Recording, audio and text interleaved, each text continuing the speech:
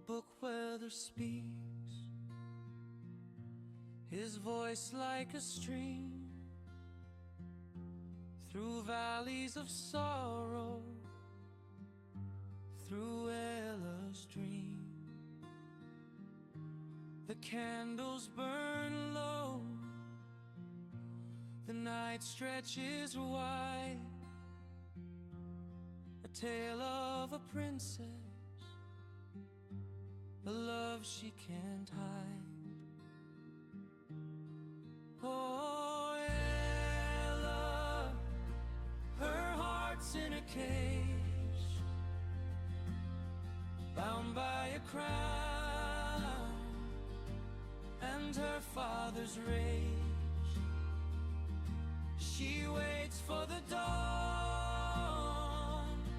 for the stars above. Will someone come? Will someone bring love?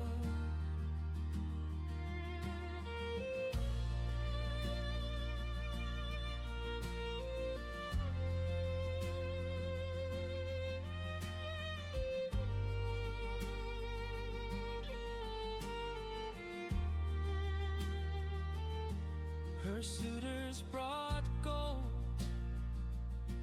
their banners held high, but love can't be bought, though many may try. The king in his pride, he turned them away. Ella still waits for her own chosen day. Through the book's worn pages, the story does flow. The book feather whispers what only he knows. Oh, Ella, her heart's in a cage, bound by a crown and her father's rage. She waits for the dawn, for the stars above. Will someone come?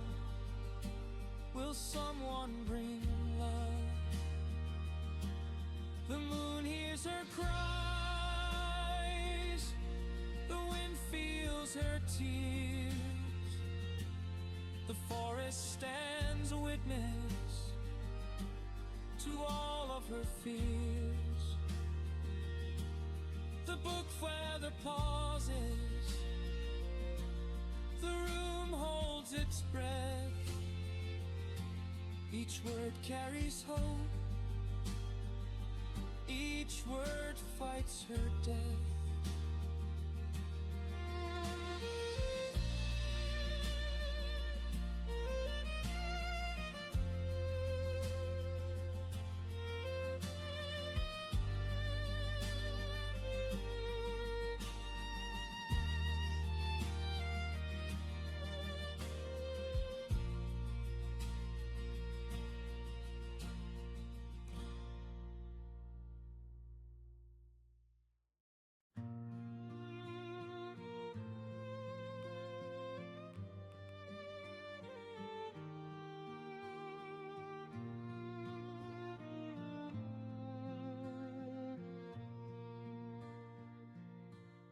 The book weather speaks, his voice like a stream, through valleys of sorrow, through Ella's dream. The candles burn low, the night stretches wide, a tale of a princess, a love she can't hide. Oh, Ella, her heart's in a cage,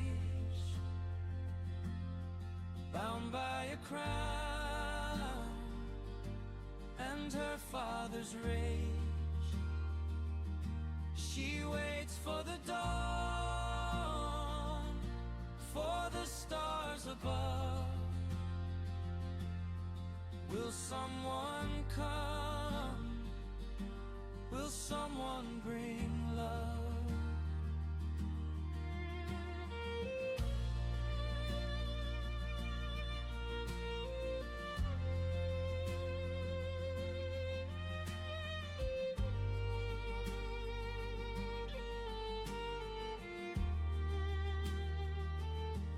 Her suitors brought gold, their banners held high, but love can't be bought, though many may try. The king in his pride, he turned them away. Ella still waits for her own chosen day. Through the book's worn pages, the story does flow. The book where the whispers what only he knows. Oh, Ella, her heart's in a cave. He sat for another few minutes. Ladies and gentlemen. Then discreetly checked his watch again. Time seemed to have slowed down. Giggity. All right. Should have waited and called in again. Ow! My head just came off. Seems quiet. Too quiet. It felt more like 25 minutes to have passed. Not 5! I'm Batman. Gotham is never safe without me. You ready? Does this hurt? Oh! Okay, the best Some part is... reinforcement, please.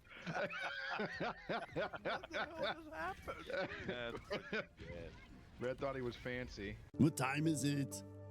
It's 7 o'clock. Okay, like a good neighbor, State Farm is there. Hunger gnawed at him. You can attach towers?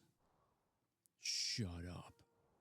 I've been trying to practice my glamoring. Look at me. Ooh. Impromptu performance this evening, which I must say was indeed a welcome distraction. And he decided that if she allowed him to use the bathroom to pee, then she probably wouldn't stop him from using the kitchen. Thank you, Mr. Holmes. You're very kind. This is gonna be funny.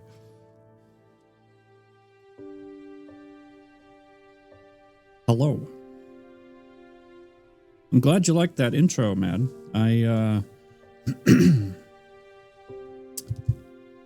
The song is AI written, which you can probably tell. I made the video. Excuse me, my goodness. So yeah, the two combined made a video of music. Rush, what's up? Your hair is almost white. Shh. We don't need to talk about it.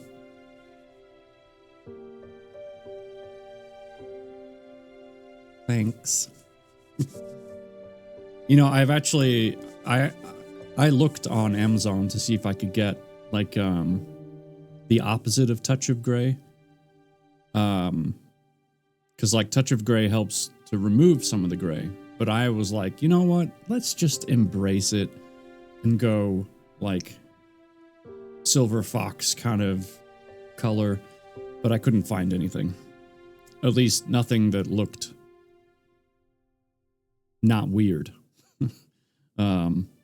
Plus, it it might look a little weird on me. But anyway, so I didn't find anything. So we are what we are. This is au naturel.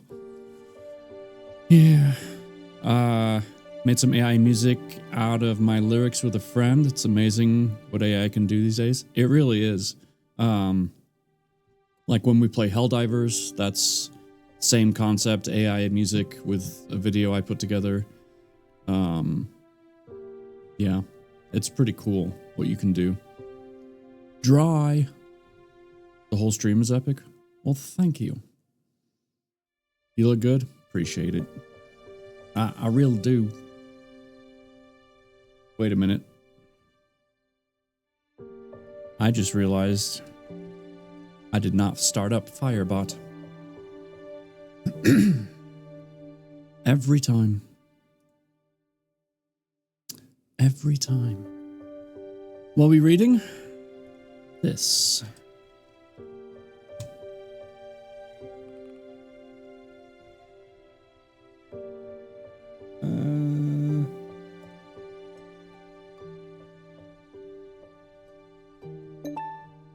There we go. Now we're connected. Destiny of a Broken Kingdom is the book. It's a fun read. It's by an author who we have read quite a few books of in the past. So when she told me about this one being released, I was like, of course I want to read it, because she's pretty solid. Like, her work is very continuous. Oh, and she answered our question about the poop.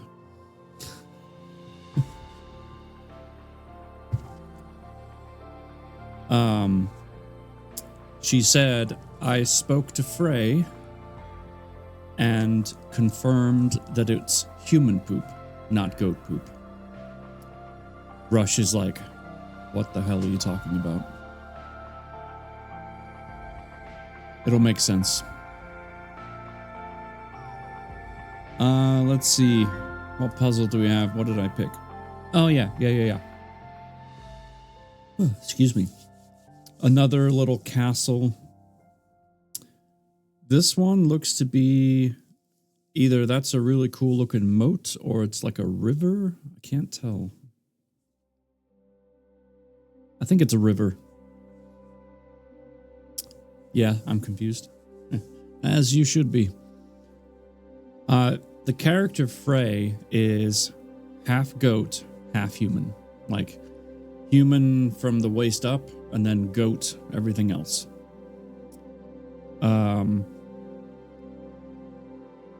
So we were like, well, is this poop goat or is this poop human? We weren't sure. I don't do poop. I'm more of a coder type. You would code the poop. Yes. Ones and zeros. Oh, gosh. I am so sorry. I think it's time to get started with the tea. Let's see if it's better than last streams.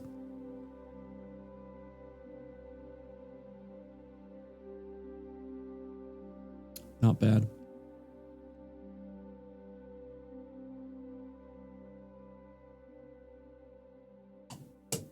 Pop that lid on. Keep it warm on the cup warmer. It was good to have a cup warmer. Unless you're drinking a cold beverage, then it's not as helpful. All right. Oh. I'll be fine. Don't forget, Thursday, I'm going to be playing Ark for the very first time. That'll be fun.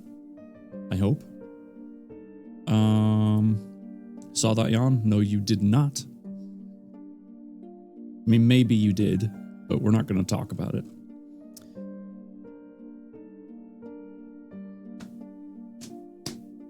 I'm trying to think that there's anything else. I mean, I can't say a lot's changed in 2 days.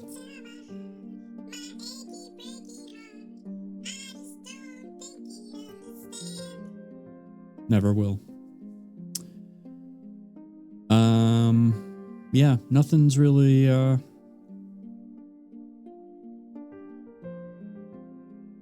nothing's happened in the past 2 days. Nothing new. So yeah, Ark on Thursday.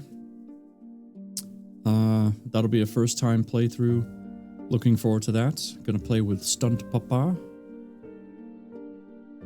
But otherwise, we're just here to read a cool book and do some marble races. Marble. Since we do have a couple of minutes, I have 50 wheel spins, I think. Yup. 50. I got 50. So let's do a couple of wheel spins and then we'll get into it.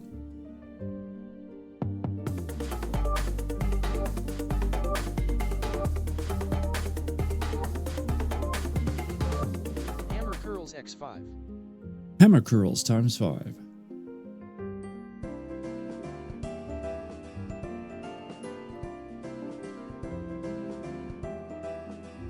Regular curls x5. Oh, okay. Well, that's easy enough. Hammers and regulars. Okay. Let's do that.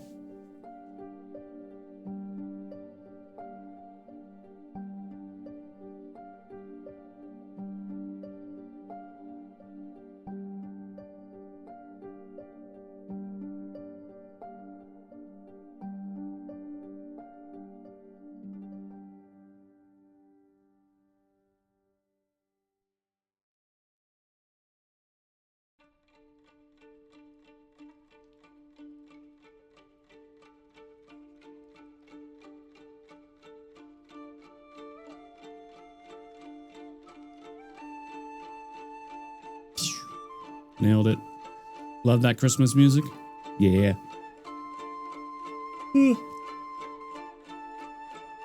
Tis the season. I did do some work on the bench press earlier today. My eye. So you know, got a couple of reps in there. Basecamp, it follows you. It does. I'm just kidding. Yeah. It's the OBS bot cam. Pure coincidence that I'm streaming with OBS and the camera is OBS as well. That's just it's just a random coincidence. You did 10 with me? Yeah. Get it. Lol, sure. I'm serious. I was looking for a different webcam, one that follows, and this one popped up at a reasonable price, because usually they're pretty pricey. I can have it do things too with commands. So for example, if I wanted to zoom in,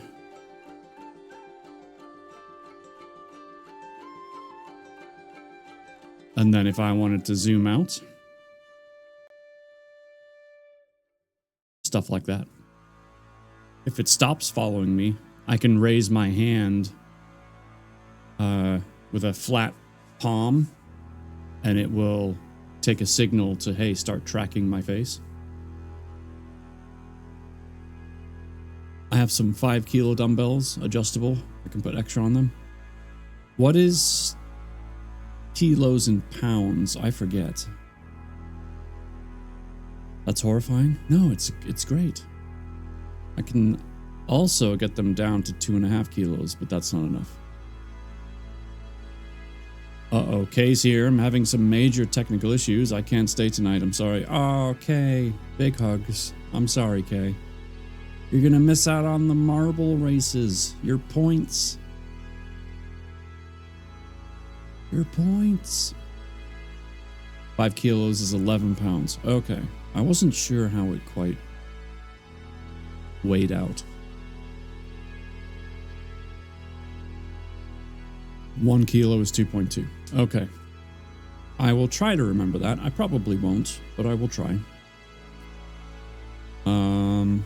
So yeah, I was just using 20-pound weights. So if 2.2 is 1 kilo, this would be like 8 to 9 kilos.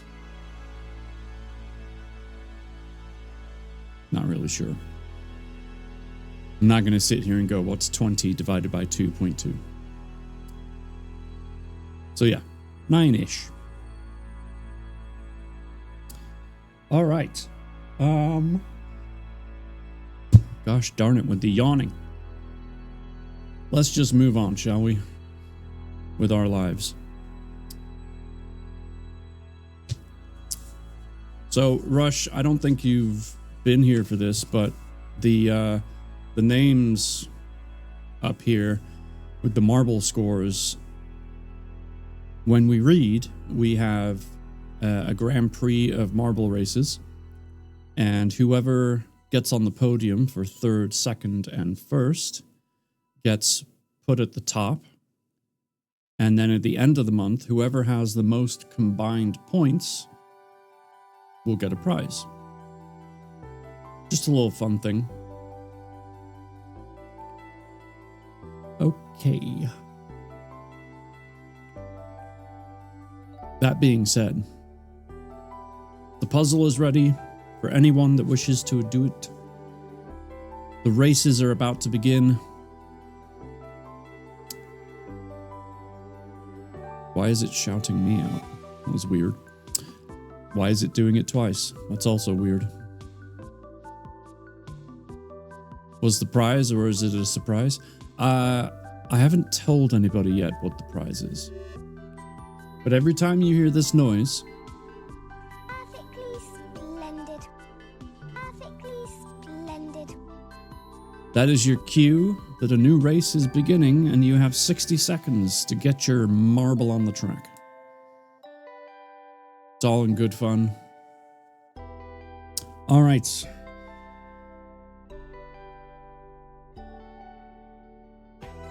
A visit from you where you come read to us in person? Well, if everything goes to plan, I'll be coming to your area sometime next year when it's warmer to help build shelving. So, you never know.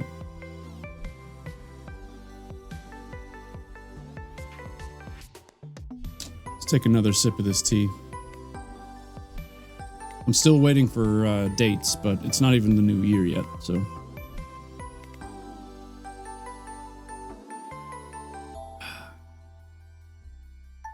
You'll be happy with Dairy Queen coupons? I don't have any of those. All right, chapter 15 starts us off on page 104. Appreciate you guys being here. Please, whatever kind of day you've had, take a moment to sit back, relax a little, and I'll read you a story.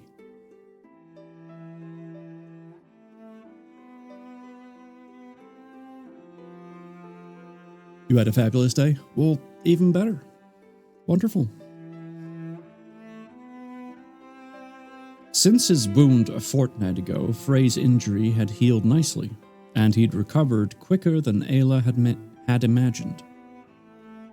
Maybe the arrow had only grazed his side like he'd said, or maybe his body had been exceptionally receptive to the ointments used.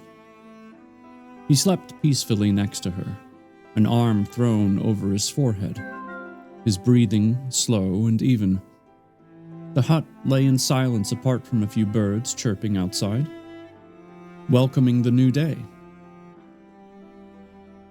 Ayla slipped out of bed and went to stand in front of the window. She was ready to rescue Arden and return to Saria. Hopefully, she could persuade Frey to go with her.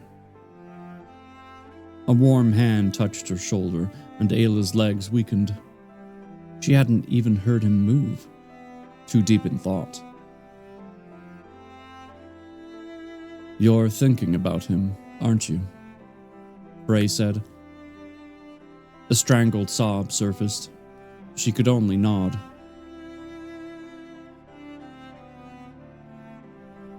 Frey wrapped his arms around her shoulders and pressed his chin on the top of her head. More and more. Hello, Purple. Purple. She managed to say, turning to face him.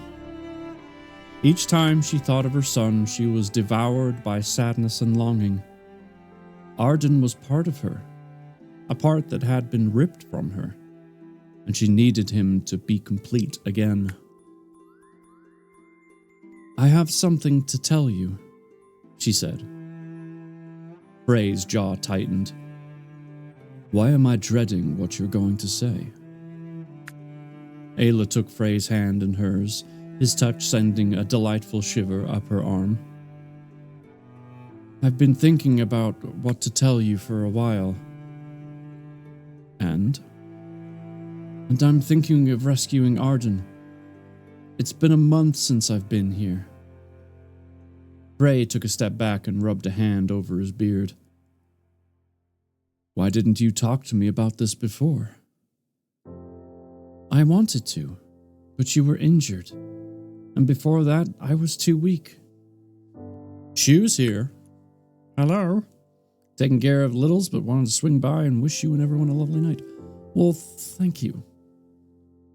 Thank you, Chew.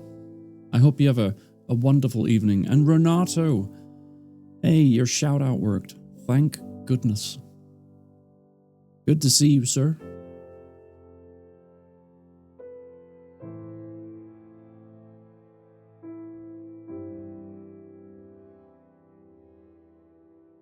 No, you demand. It's a lovely sweater. It's just a t-shirt. I always get so warm down here. Figured I'd keep it loosey-goosey. Dry, taking the first race by storm. It's because of that boost, wasn't it? Yeah. Them Brits love their lions. What can I say? Perhaps we do. Oh. Perfectly splendid. That means the race is beginning. Good luck. Right. You were injured and I was too weak. How do you intend on doing this? He asked. I'm going to sneak into the castle and get him. I'm serious, Ayla. So am I. Frey fixed her with a glare. Ayla returned his stare with her pale eyes, determined not to be intimidated. They held each other's gaze for a long moment. Ayla was the first to drop hers to the ground. What if... Frey left his sentence unfinished. What if what? Frey swore under his breath. What if they kill you? Ayla shook her head. If they tried to kill you once, Ayla, they'll try again. Only this time, they'll make sure you're dead. And I won't be there to help you. Ayla made to reach out for his hand, but the anger on his face dissuaded her. I have to do something, Frey. I need my baby. Frey trotted up and down the room, fists clenched. I'm strong enough to do this, she said, watching him move around the hut, both physically and mentally. I've always been a people pleaser, but since I'm now a mother, I have to stand up for my son, defend what is mine. Childbirth has made me stronger. You have made me stronger. That's why I have to rescue him. It's my duty. Why the rush? What do you mean, why the rush? It's been a month. Ayla raised her arms in protest. Oh, they're having their first fight. I want my son. Don't you understand that? Frey stopped trotting around and came to stand before her. I'm sorry. I didn't mean to sound callous. Of course, I understand you want your son, but we need to think of a plan. Ayla clasped his arm. Sorry, I snapped. Been waiting patiently, and as soon as I feel ready to do something, you tell me there's no rush. Mama bear's coming out. Yeah, you never want to cross the mama bear's rage.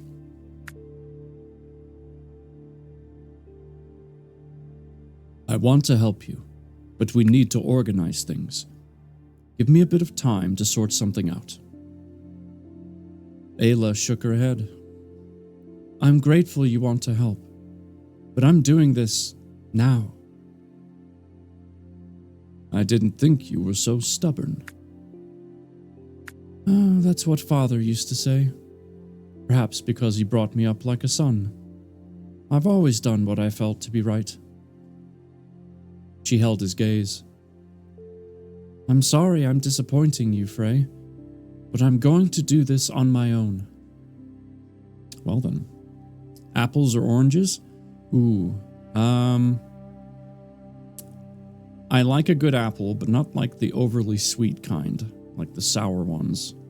But then again, I think oranges will always win just because that citrusy fruit is delicious. And lass, I missed a lot of the book. Last time I was here, they had a wedding night. That is, oh boy, yeah, there have been some changes. How'd you like them apples? Let's see. Quick synopsis. They had their wedding night. They had their wedding night duties. She did get pregnant. When it came time to give birth, it was in fact a boy. Before then, though, she found the witch in the high tower. The one that she thought she saw somebody, but it was like this big secret. As soon as she had the baby, like literally as soon as she had the baby, they took the baby from her. And the huntsman guy took her, I forget his name, but he took her to the woods deep into the forest to die. I'm pretty sure his orders were to kill her, like, there, but instead he just left her. And by the time she woke, which was, a couple days later because of, fighting for herself and assuming she was going to get eaten by wolves and stuff like that, she found herself awoken in a hut where this half-man, half-goat, who slowly over time revealed himself, has been taking care of her, and it's now been a month, and they've kind of, grown fond of each other, as people do. And now she's like, it's time for me to go get my son.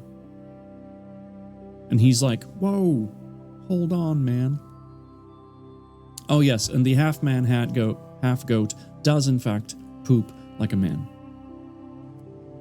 Renato, well done. Race number 2 in the bag.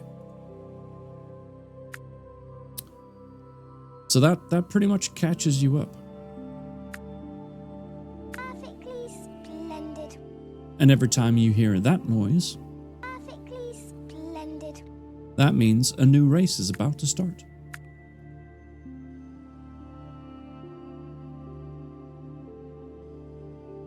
Now I'm up to date? Absolutely, no problem. All right. Ooh, rush. So close. How do you know? We asked the author, and she spoke to Frey and confirmed that he does, in fact, poop like a man. Let's see. She said, I'm sorry I'm disappointing you, Frey, but I'm going to do this on my own. And then he says, and nothing I can say or do will stop you. Ayla shook her head and moved to the door. Wait, please. Frey said. I have something for you. He stepped over to the stack of logs by the fire and pulled a dagger out from behind the wood.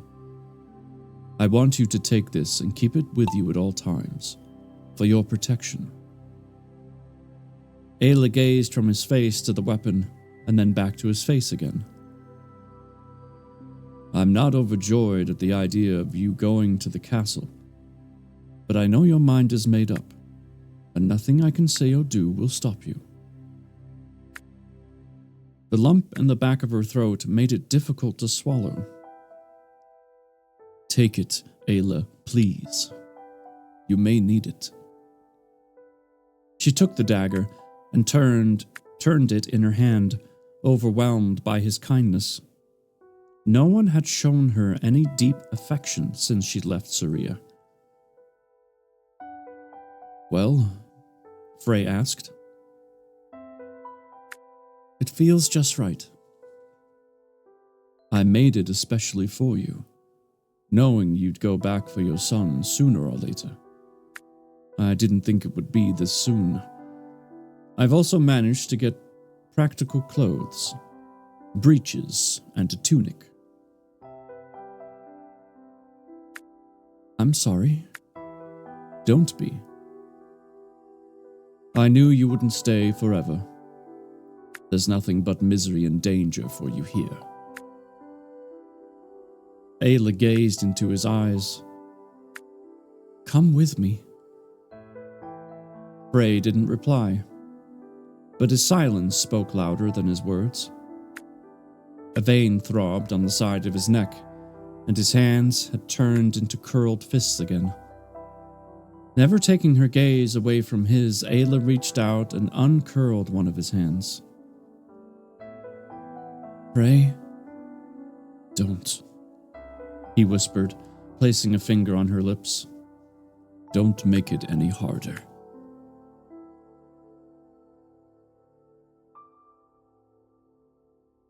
Ayla's eyes filled with tears, making it impossible to see if his eyes were bleary too. He pulled her into his arms and held her tight, so tight she could hardly breathe. But she needed to feel his love, something she may never feel again. Frey broke free and cupped her face in his hands. Go for your son, he whispered into her mouth. Take him far away and be happy. And that concludes chapter 15. That's quite the gushy romantic ending to her departure there. Go. No. Don't say it.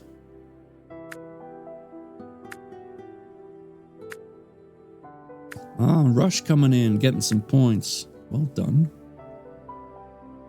Well done. The Glade is next. Here's that sound. Perfectly splendid. That's right, perfectly splendid. 60 seconds on the clock. Alright, so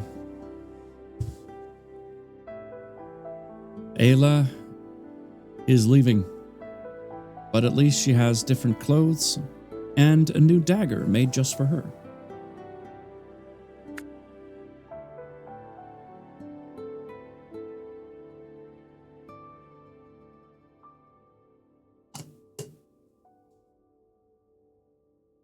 Let's see what chapter 16 has in store. Ayla crept through the forest, asking for the Lord's help. Does that mean it's bit time? Huh? What do you mean? Is it bit time? It's go time. Because she's going. Ayla. Oh, that dry. Thank you for the 100 bits. I don't know what made it bit time. I understand what you're saying now. It's very kind of you. Thank you.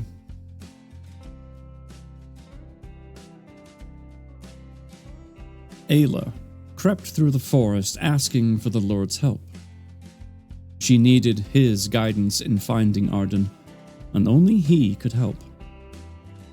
Stepping away from the trees, the imposing silhouette of the rampart stood, unlit and eerie, as if they were warning her to stay away. A chilly mist crouched in the shadows, clinging to the lake nearby. All was different in the moonlight. The branches of the trees more jagged, spreading like skeleton fingers. The outline of the castle's tower, massive as it jutted into the raging sky. A feeling of unease crept over her, like a clever spider weaving its web of silk. But she willed herself forward in defiance of the sudden urge to turn back. The moon vanished behind a cloud, and Ayla shuddered, aware of the deep silence, broken only by the rustling of leaves in the forest behind. Hairs on the back of her neck stood on end when, in the distance, the silhouette of a somber figure marched across the grounds.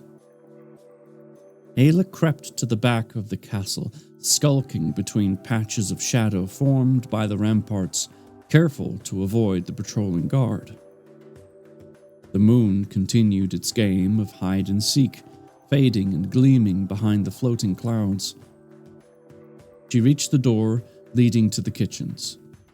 It opened with ease, and she entered the empty room. At this time of night, no one would be around. The king and his family had no doubt retired for the night, and the servants had regained their sleeping quarters. She closed the door carefully and moved around the large table. The heavy door leading from the kitchen onto the main castle stairway squeaked open. Ayla's eyes widened. In an instinctive reflex, she took a few steps back and hid behind a large wooden pillar, all the while reaching for the dagger buried in the pocket of her breeches. Beads of sweat trickled down the back of her neck. She had to catch the person off guard. Another muffled squeak, and Ayla resisted the urge to look over her shoulder. Someone was breathing nearby. She gripped her weapon tighter. With the dagger raised high, she spun around, ready to strike. Ayla? She let out a strangled scream as the dagger fell to the floor with a resonant clang. Sybil? Is it really you? The maid asked. Ayla clasped her maid and hugged her close. I thought you were dead. Sybil sobbed as the two women rocked in each other's arms. Oh, blessed be the Lord. Ayla released her hold and wiped her tears. It felt good to have found her friend again. When I returned from my father's side, Sybil continued, wiping her own tears, the castle was in mourning. They said the healer had declared you died in childbirth. We all stood present at your funeral. Just like Amlas stood present at all of yours for dominating. Well done, Amlas. Wow, they even had a fake funeral and everything. Really sold it. Perfectly splendid. That's right. Race number 5 begins in 60 seconds. Thank you, I worked hard. You earned it, you know?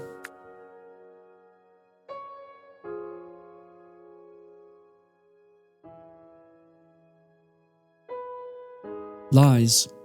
All lies, Sybil. Oh, Ayla, when your father arrived, you'd already been buried. It saddened me to see the poor man suffer. So the royals had kept everything a secret. They'd staged a false funeral and had buried her in the graveyard, no doubt pretending to mourn while she'd been agonizing in the forest. She'd make them pay for this. Choking back a sob, she retrieved the dagger and slid it back into her trouser pocket, imagining the king grieving his daughter. "Where have you been all this time?" Sybil asked. "In the forest." "What?" "Bray found me. Cared for me." Ayla caught the puzzled look on Sybil's face. "He's the person who saved me.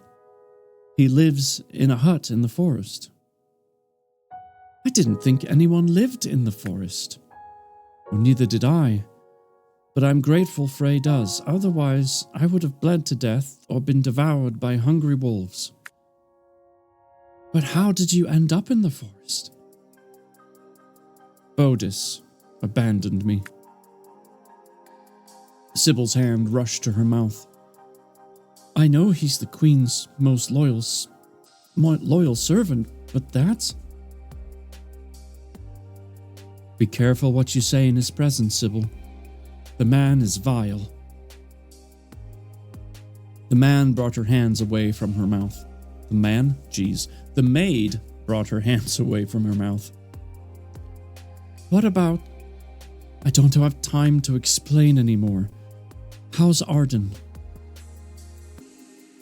Sybil's brows drew together. "Arden? My son. From what I hear, the babe's fine." Ayla grabbed the maid's arm. "What do you mean?" "A few days after your funeral, the Queen dismissed me to the kitchens, saying she no longer needed my services. I rarely see the babe." "Oh, Sybil. But the child is well. Only the best for the heir to the throne." Well, at least they're taking good care of the little guy.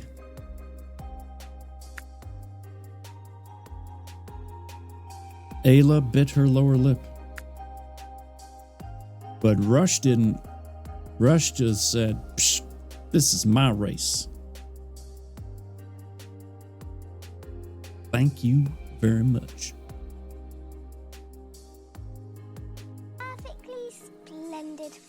Perfectly splendid. Get your balls on the track. Race number 6.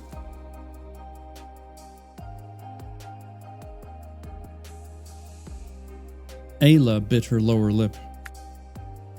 "For the little time you tended to him, was he like me? I mean, he does not change in water, if that is what you're asking." Ayla let out a sigh of relief. "Where is he, Sybil?" "In the nursery at the end of the corridor on the 2nd floor." "Is he guarded? Does the witch have anything to do with him?" Ayla blurted without waiting for a reply. She turned to the door leading to the stairway, but Sybil clasped her arm. "Where are you going?" "To see my son." "But you might get caught." "That's a risk I'll have to take. But you can keep an eye out if anyone decides to go there." Sybil nodded. "Be careful, please." Ayla took a deep breath. "I will." No one lingered when she left the kitchen and tiptoed to the stone stairway leading to the upstairs quarters. Her heart pumped to the point of hurting, but she refused to turn back. With a foot on the first step, she waited, listening. Heavy boots approached. Ayla stepped back into the nearby alcove. Sagging against the wall, sweat soaked her tunic. The material stuck to her back and clung to the stone facade, but she remained still. When the soldier marched by, Ayla inched away from the alcove and peeked around the corner. Satisfied there was no one around, she climbed the spiral steps to the upper rooms. The soft leather shoes Frey had given her were a godsend, silent on the stone floor. Ah yes, the first version of sneakers. No doubt.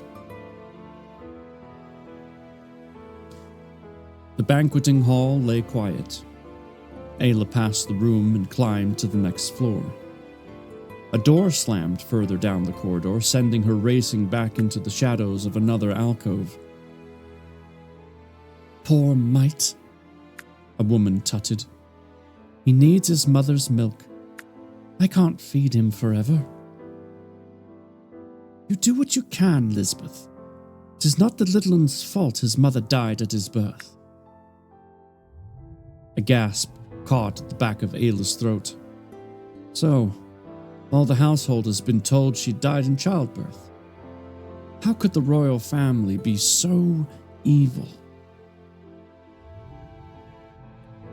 Is that what you guys think about Rush taking first place again? How could you be so evil?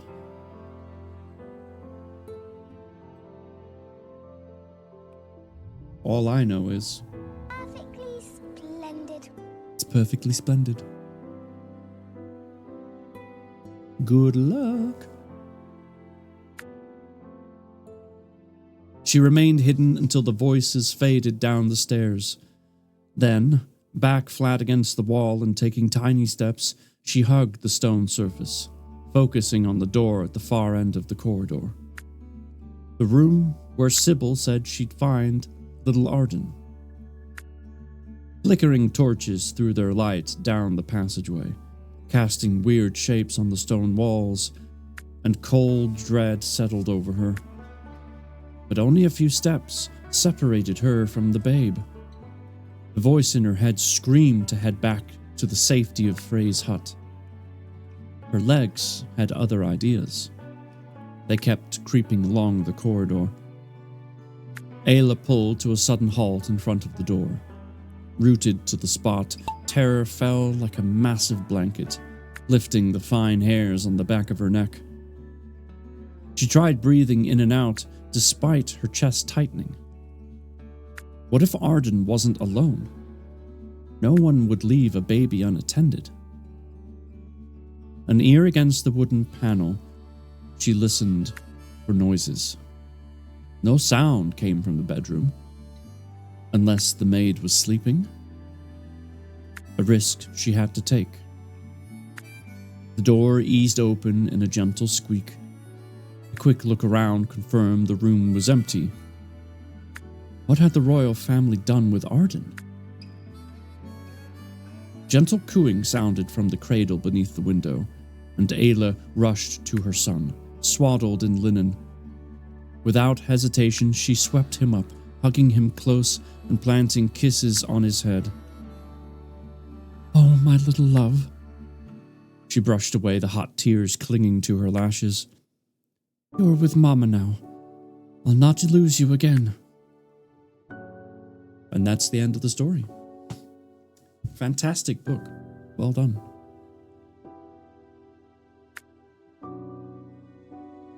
Or is it? Arden opened his eyes and gazed up at his mother. A whole month had passed since he'd been taken from her, and she'd not... Wow. We know you're lying? Yeah, it's true. I am.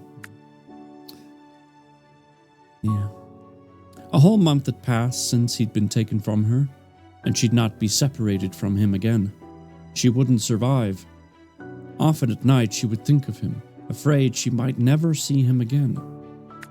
But she was with him now, breathing in his innocent baby scent. "Lisbeth!" shouted a voice from the corridor. "We have to prepare the little one for bed." Ayla kissed her son and quickly returned him to the cradle. Eyes darting in all directions, she scanned the nursery for somewhere to hide. Despite being large, the room didn't have a great deal for furniture or tapestries. Struck with panic, she darted to the four-poster bed and slinked in the shadows beneath it. Not a brilliant place to hide, but she had no other choice. A thin strip of light widened into a beam when the door whined open and the two same women entered.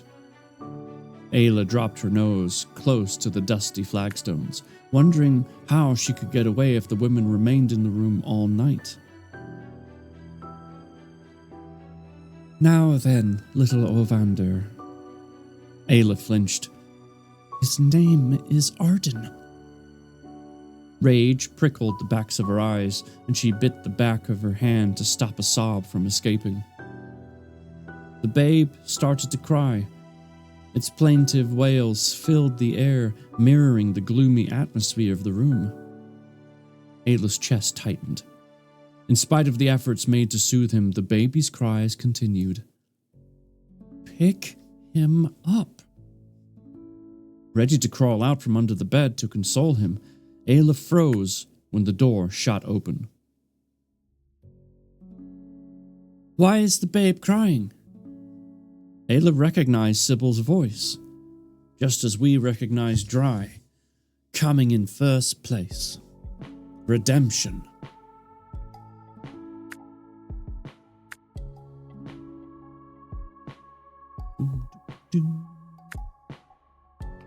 Oh, that was a good pop in the neck there. All right. Perfectly splendid. Perfectly splendid. We are not. I just realized the timing of when ads are going to start compared to how much chapter is left. We are not going to be able to finish this chapter before the ads. So, we know that Sybil just came into the room, no doubt to be helpful. But we're going to run the ads, and then we'll keep reading after they're done. I shall not lose my place. In fact, I put the bookmark in sideways so I can clearly see where we're at. It almost feels like when you're watching a show, like live with commercials, God forbid.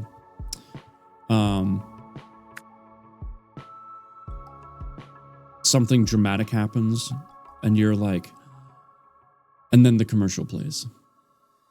It's like, Sybil just came in. What could it be? And then you never find out. Because of the commercial.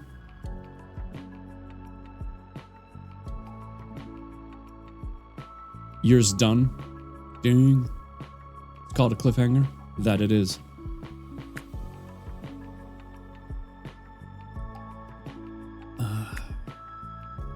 This tea isn't a cliffhanger, though. It's fantastic.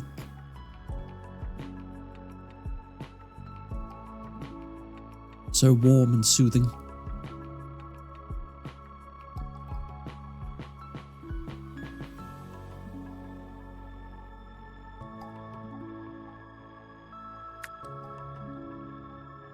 Wait a tick. It's actually warm outside. It's 36 degrees.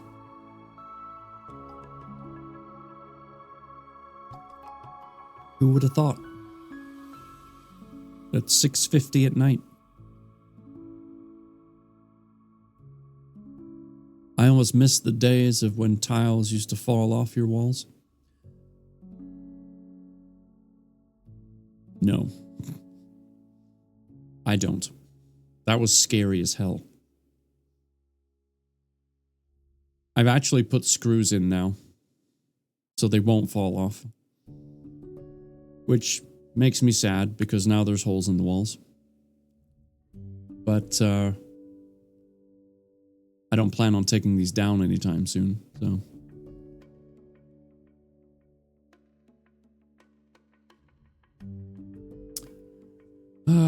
Delicious. Wait, are the ads done already? Huh, how about that? That was a quick 2 minutes. How's your drumming coming? To be honest, I've barely touched the drum set. And I feel bad about that. I've just been so freaking busy. And I wouldn't play it when there's other people around because it's the vent is really close to where the drum set is, so the noise just vibrates through the vents and into the rest of the house. Busy playing with the wood? Yes, I very much am.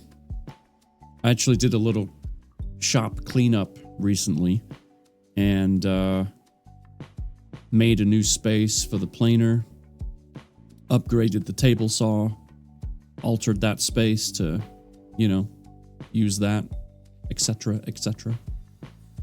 So it's coming along quite well. All right. Perfectly splendid. Chapter 9. Race number 9. Good grief. We're not in chapter 9. But we are halfway through this page. So now that the break's over, the ads are over, let's keep going. Ayla recognized Sybil's voice.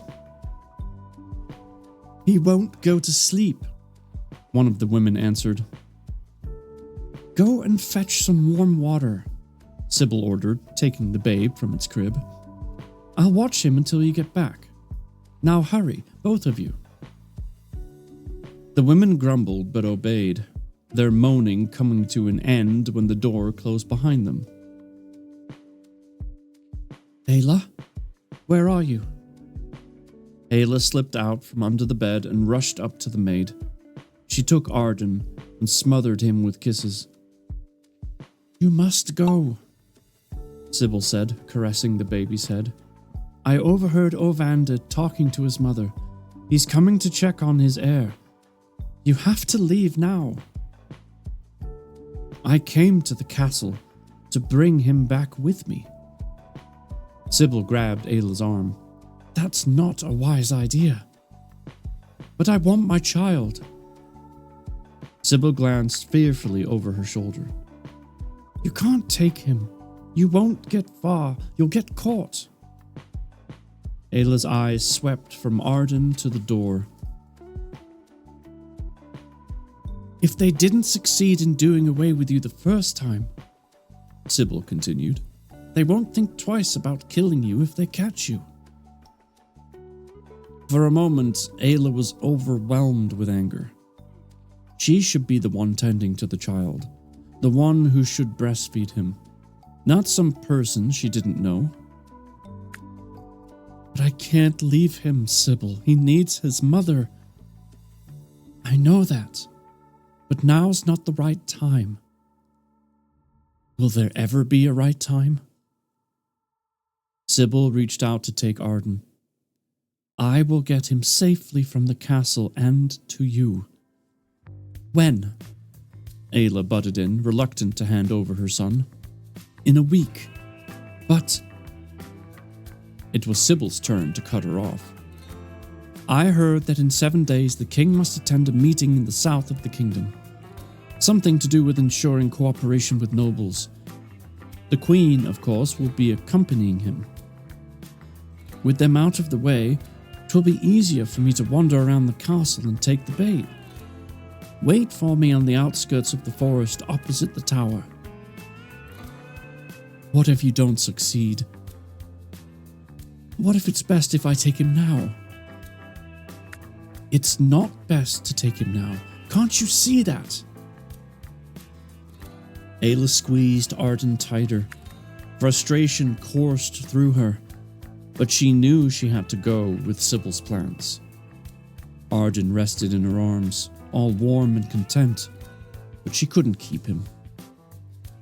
Just like you couldn't keep Stumpmama's mama from, finally, taking a race as her own. Well done. Huzzah!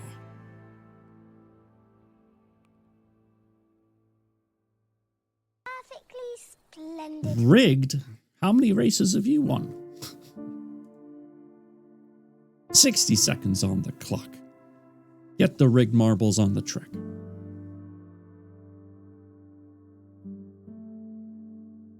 "Leave now," Sybil ordered. "The wet nurse will return." With Arden in her arms, Ayla hurried to the babe's cradle. She took one of his small cloths before kissing her son one last time and handing him to Sybil. Then, trying to block out the child's crying, she ran from the room into the dim corridor. She made it down the stairway and outside without seeing anyone. Rounding the stables, she caught the sound of soft whinnying. How she longed to ride Nova, to gallop across fields with the wind blowing onto her face and through her hair. With a quick glimpse over her shoulder, and then a second to make sure, Ayla entered the stables, careful not to make a sound. She knew the stable boy slept in the hayloft not far from Nova's stall. Well, that's a perfect way to get caught. She stepped over a broom which had been discarded on the hay-strewn ground and headed to where Nova stood, the sweet-smelling scent of grain filling her nose. Hay rustled nearby before a horse stamped its hoof and snorted. Nova raised her head above the wooden stall and whinnied. Ayla hurried to the horse and stretched out a hand. The mare placed her nose into Ayla's palm and sniffed her mistress's skin. "There you are," Ayla murmured, stroking the horse's silky neck. "I haven't forgotten you, and it appears you haven't forgotten me either." On tiptoe, she popped a kiss on the top of Nova's nose. "I hope they're treating you well." The mare snorted and nuzzled the young woman's hair. "One day we'll ride together again. We'll both be free." Horses were known to be a symbol of strength and freedom. Both she and Nova had lost that. But Ayla hadn't lost her determination. Over the past weeks, her strength had returned, and she was determined to get back what she'd lost.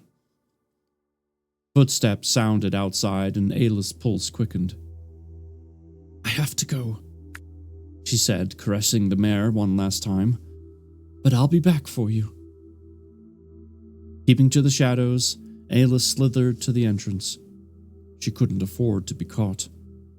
After a furtive look around, she dashed from the stables. At every step, her heart hammered, more from disappointment than fright. Arden remained a prisoner of the castle, yet she knew she could count on Sybil to look after him. Another week to wait to be reunited with the babe. She had to be patient. Then she'd go back to Syria and seek revenge. She'd never been a vindictive person, but these people had taken her son, told her father she'd died, and had left her in the forest to bleed out. They'd brought too much hurt to everyone. She hated them all. Her mind full of morbid thoughts, Ayla didn't hear the thudding hooves. If the horse hadn't snorted, she would have already been captured. A quick glance behind revealed a horseman galloping towards her. She summoned every ounce of energy and shot forward in a last desperate sprint. The trees and safety stood only a few meters away. If she could reach there, she might have a chance of escaping. Ah, but all of you couldn't escape Stunt Mama's win streak. It's too bad. And yes, probably rigged, I'm well aware. Perfectly splendid. Nothing I can do about it, I'm afraid. All I can say is 60 seconds on the clock. Good luck with race number 11.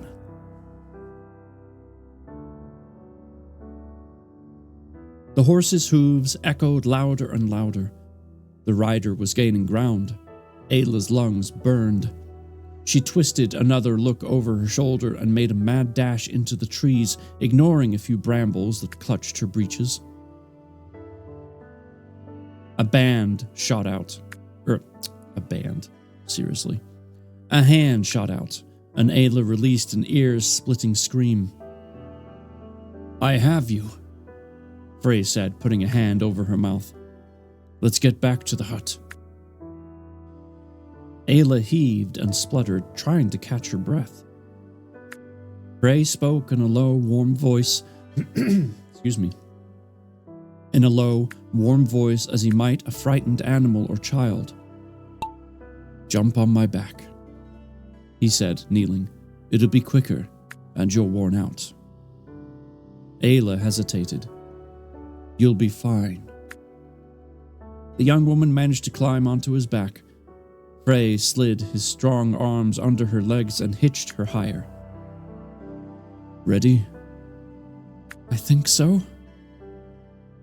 With little effort, Frey stood and walked a few steps, slowly picking up speed to gallop deep into the forest. Ayla threw both arms around the young man's neck, trying to keep balance. Frey's toned back muscles flexed against her chest, and Ayla caught the scent of his skin. She'd never been this close to a man, not even on her wedding night. And she liked this particular smell and intimacy. When they arrived back at the hut, Frey knelt on his legs, and Ayla slipped gently from his back. "You're safe now," he said, standing. He turned to face her with one of his friendly smiles, and all the pent-up tension of the past hours surfaced. Frey wrapped her in his arms. The tighter he held her, the more her tears flowed. They rolled onto his chest, dampening her cheeks. "I'm crying again," she mumbled into his chest. "That's all I seem to do." They remained in each other's embrace for a long moment. "I'm sorry," Ayla blurted, pulling back and wiping her eyes. "I've never cried so much since being in this wretched kingdom." "And you have reason to." "I'm so disappointed. I was so sure I'd escape with Arden." Frey reached for her hand and rubbed his thumb over her knuckles. "I saw him, Frey. I actually held him in my arms, smelt his hair, kissed his tiny head." Fresh tears were about to surface. She knew she was feeling sorry for herself, but right now she felt so defeated. Frey rested his chin on the top of her head. "Something will sort itself out," he whispered. Ayla nodded, and the rest of her tears escaped. And that ends the chapter, just like the race. Well done, Rush. Wait, she can ride him 2 different ways. Amblas, really? That is not appropriate. Oh boy. Well done, Rush. You fell for that? I did. I was going to be like, yeah, he gave her a piggyback ride. And then, I kept reading. So. Perfectly splendid. It's perfectly splendid. 60 seconds. Race number 12. And I get to sip some tea. Sweet Sally.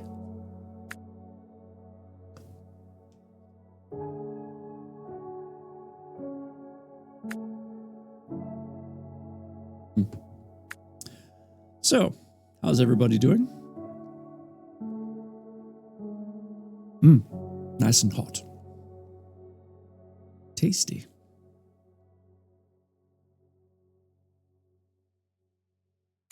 I think we all knew it was not going to be as simple as, oh, there's the baby, let's go. Laughing at you for falling for that? Cool. Well, I'm glad I got to make you laugh today. You wish you were winning more races? Wow. Don't be... What's the word I'm looking for? Greedy?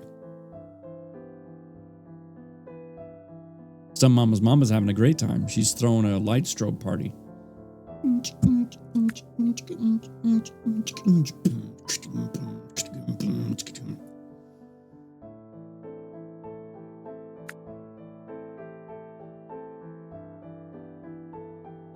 That's some good tea. I feel like that's my, I need to put that on a mug. That's some good tea. Trademarked.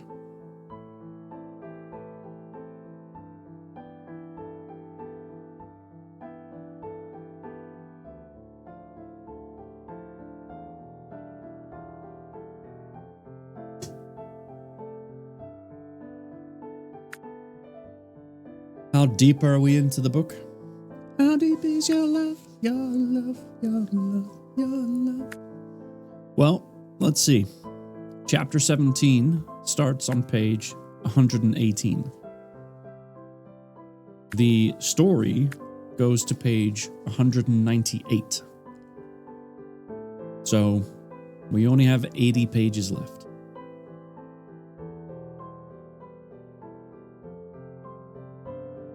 Which is kinda crazy. Stunt Mama's mama. Another win, eh? Not bad. Not bad. The race for first is real. I wonder when we're actually going to finish this.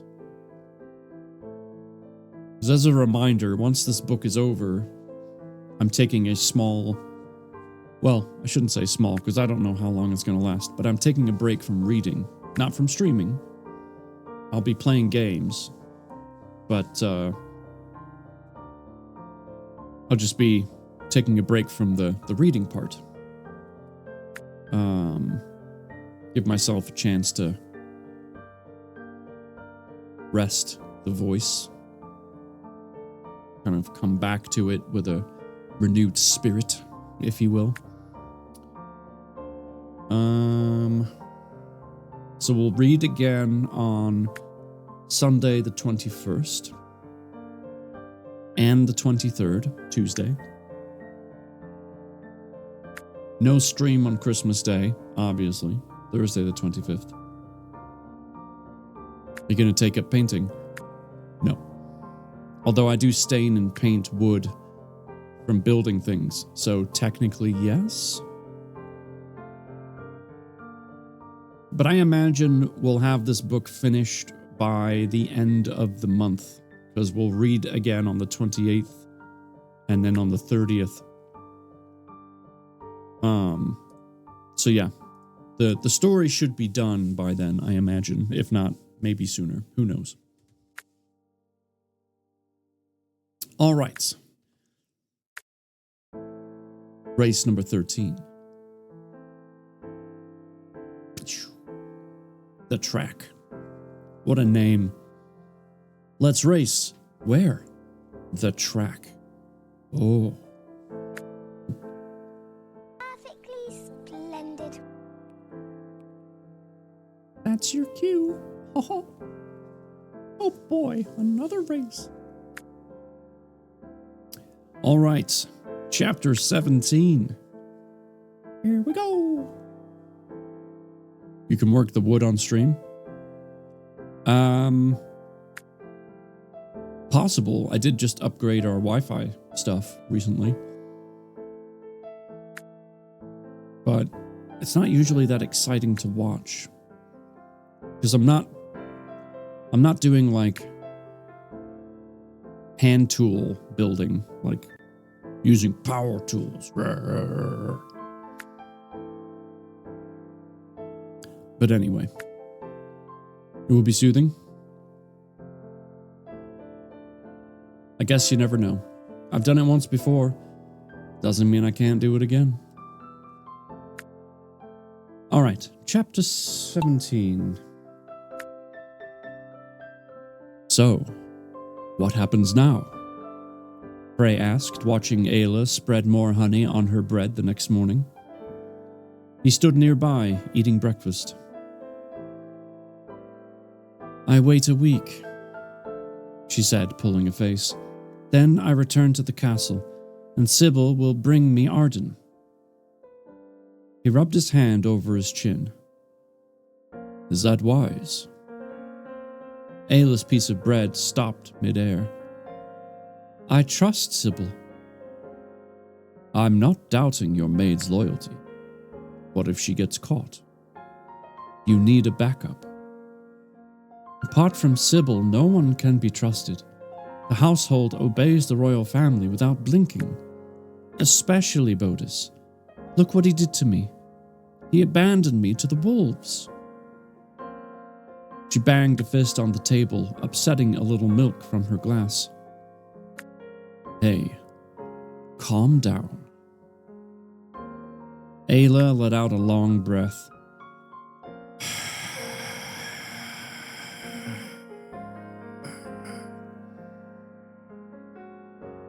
Sorry. It's just...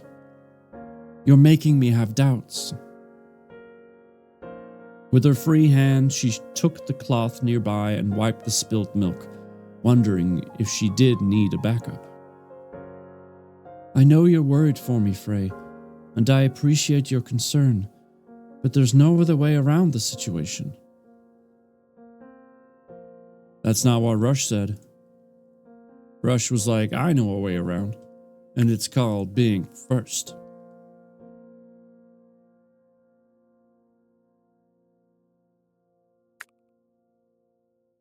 Perfectly splendid. Race number 14. Get your balls on the track, just like that. She licked a trickle of honey from a finger, all the while gazing into the man's eyes. Besides, what backup do you suggest? Frey rubbed his hand over his chin and stared at the floor. There isn't one, is there? There might be. Ayla raised an eyebrow. And that is? I can't say for the moment, but I have a week to think seriously about this. He raised his hand and rubbed it over his beard. Although I understand you need to do this, I'm worried for you, Ayla. It's not a situation I like at all. Neither do I, Frey. But I have no choice. Frey snorted and headed out of the hut. Ayla piled the bowls on the table and ambled to the door. Gazing outside, she reached into the pocket of her gown and pulled out the small piece of cloth she'd taken from her son's cradle and rubbed it under her nose. The cloth smelt of lavender and soap. She breathed in deeply and sighed. Despite the longing to hold Arden, she had to be patient, keep busy to take her mind off the continual thoughts of the child. Yet, in a small hut with nothing to do apart from clean and cook, time dragged. She loved the evenings, though, when she talked with Frey. 1 whole week to wait. But she could do that. The waiting would be worth it. In the meantime, she had to keep herself occupied. Her foot tapped the wooden porch and her lips parted into a wide grin. A swim! What does Frey do during the day? I'm afraid no one knows.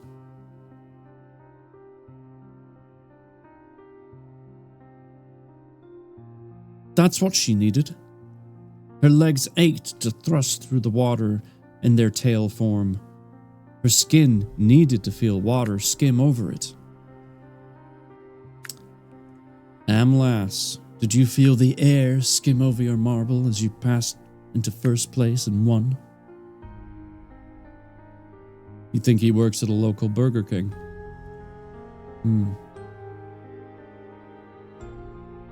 I think back then it was just King's Burgers.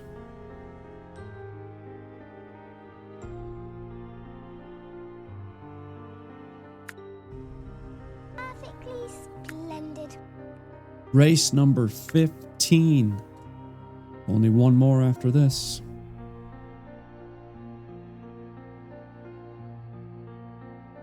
She slipped Arden's cloth back into her pocket and stepped away from the hut, quickening her pace through the trees to the glade. The early morning watery sun filtered through the branches, making it easy for the young woman to find her way. Dew dampened her shoes. Beams of light shone on the vegetation like silver pearls. Bent forward, she stopped to catch her breath. Twigs snapped, and her first instinct told her to hide, but every muscle seemed to flee. She strained her eyes in the direction of the noise, but couldn't see past the morning mist. The sound of twigs snapping returned, louder this time. Ayla swung round and caught someone creeping from the shadows. Biting down hard on her knuckles, she held back a scream, all the while watching the silhouette approach. A few seconds later, that bottled-up scream turned into a deafening shriek when Bodis emerged, hand on the hilt of his dagger. Mouth agape, Ayla stared at the figure standing there. Had he returned to see if she was dead? Why wait all this time?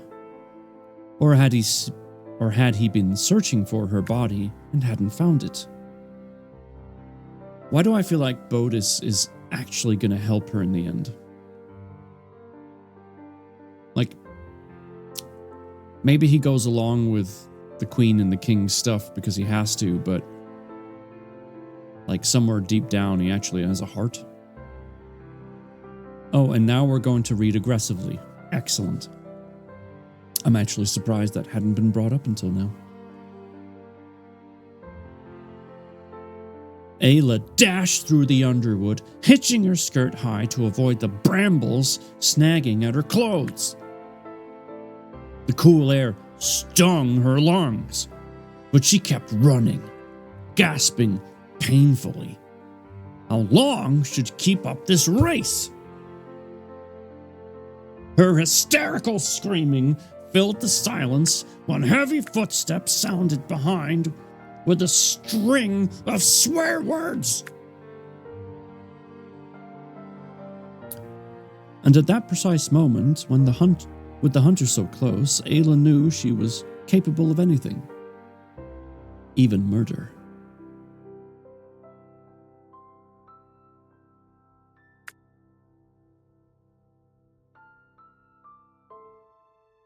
I have to pause here for a second because Stunt Mama's Mama, I was suddenly thinking of Stunt Mama with the footsteps sounded behind with a string of swear words.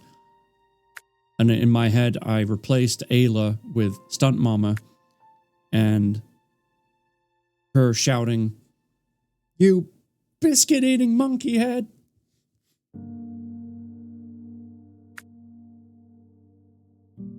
You know, something like that. Anyway. She caught a foot on a knotted tree root and stumbled forward into the clearing near the lake. She landed with a dull thud, but managed to make it to her knees in an attempt to scramble away. Bodis stood staring at her. "Get away from me!" she yelled, standing and pulling the dagger from the pocket of her skirt. "I am no longer too weak to defend myself." She pointed the knife straight at the hunter. The sunlight gleamed off the blade. If Bodis thought she would go down without a fight, he had another thing coming. Although no match for this giant, she'd make sure he earned a few cuts. She braced herself for the onslaught. Pounding hooves broke the sound of her heavy breathing, and Frey emerged from the trees. He held a hand up in Bodis's direction. The hunter stood with his hands behind his back, like an obedient guardsman, while Frey headed to the young woman. "Everything's fine, Ayla," he said, approaching with open arms. "There's nothing to worry about." That's what Dry said. He was like, "Don't worry about this. I got it. First place. It's all mine. Thank you. Thank you very much. You can go now. Take care. Please, no pictures. Do biscuit-eating monkey head people poop like a person or monkey?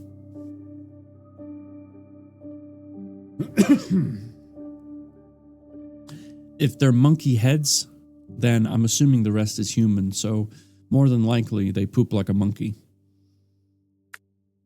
Perfectly splendid. They throw poop? They certainly do. Stop it! Alright, this is the last race. Your last chance to get some points. Good luck. Okay, why is Bodis, the evil guy, standing there with his hands behind his back? And why is Frey saying, relax, it'll be okay, everything's fine? It seems a bit off, does it not? Because he works with Frey? It's very possible. I'm thinking back to when the arrow grazed his side, and then Bodis was like, there's nothing here. Leave it alone, let's go. Why do I feel like they're family? I did say that I thought Frey would have a connection to the castle. What if they're like brothers or something?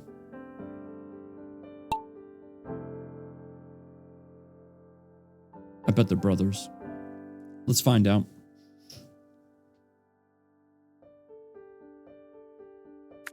Ayla's pulse throbbed in her ears, loud and irregular, making it near impossible to hear Frey's words.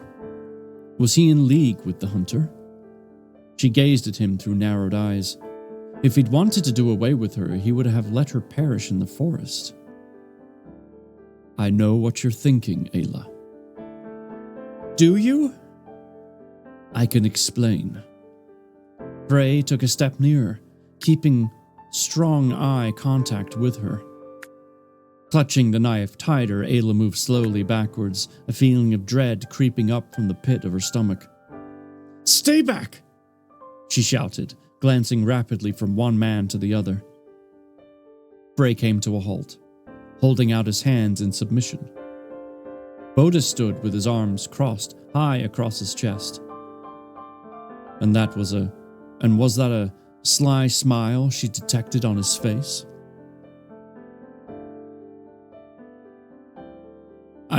Brothers? I mean, it's just a guess. I have no idea. Tears of rage surfaced. Give me the dagger, Ayla, Frey said, holding out his hand. She shook her head. We need to talk, he insisted. Bodis approached and Ayla spun round, threatening the knife at him. Keep away from me, both of you! Frey glanced in the hunter's direction and gave a slight shake of the head. Ayla, love, I thought you trusted me. His tone was quiet. So did I. Tension vibrated in the air like a tremor after the last note plucked on a harp. Ooh, Amlas taking the last race. All right, once this chapter's done, we'll find out who's the winners, okay?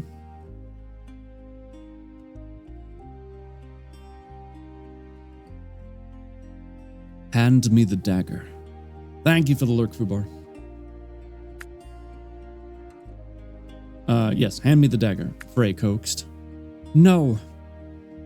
Again, she gripped the weapon tighter, her mind racing through two options. Run or stay. Her eyes darted from Bodis to the trees, checking for a way to escape. If she ran, the hunter would catch her in no time. And she'd had a taste of his strength. If she handed over the knife, she'd be at their mercy.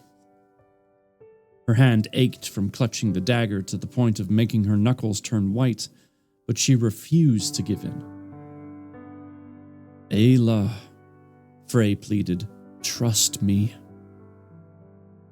The young woman shifted her gaze from the dagger to Frey's sad eyes. Up until now, he'd done so much for her. There had to be a valid reason for this change. Maybe she had to trust him. Besides, she couldn't fight two strong men. "Please," he mouthed. After a moment more of hesitation, she dropped the dagger and buried her head in her hands. In a few strides, Frey cradled her in his arms. "What's going on, Frey?" He kissed the top of her head. "It's time I explained." Held by Frey's strong arms, Ayla took small steps to a nearby tree stump. "Come sit with me," he said, taking place on the stump and guiding her onto his knees. Bodis hadn't moved. Ayla didn't like that. She shot him a cold look. What was the man waiting for? Frey took her hands and brought them to his lips, locking her gaze with his. "Bodis is on our side." Ayla flinched. "He's the royal hunter, a traitor. He obeys the queen and—" She tried to pull her hands free. Frey strengthened his grip. "Okay, it wasn't the brother. He's my uncle." But I was close. I had the right idea. "It's Uncle Bodis." I knew there was a connection. I could sense it. I could feel it.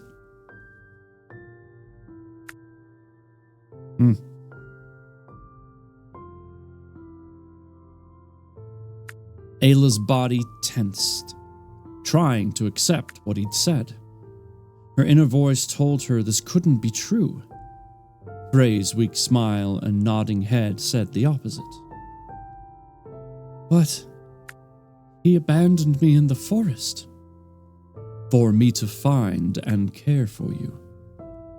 He didn't kill you." Ayla turned to stare at the hunter. Bodis returned her gaze with a whisper of a smile. "What?"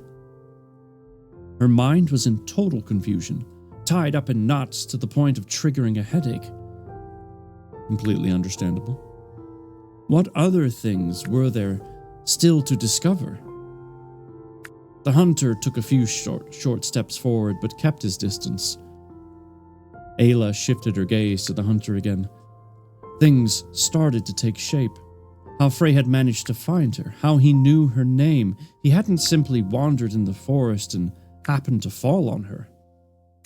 She took in a deep breath and let it out little by little. All the provisions in the hut had been provided by Bodis. The place lacked for nothing, just like this puzzle lacked for no pieces because it's done. Well done, Mad Locust. Oh, look. Another French castle. Apparently, I'm supposed to go to France and live in a castle. It's a sign. One I think I should take seriously. Not until we finish the story.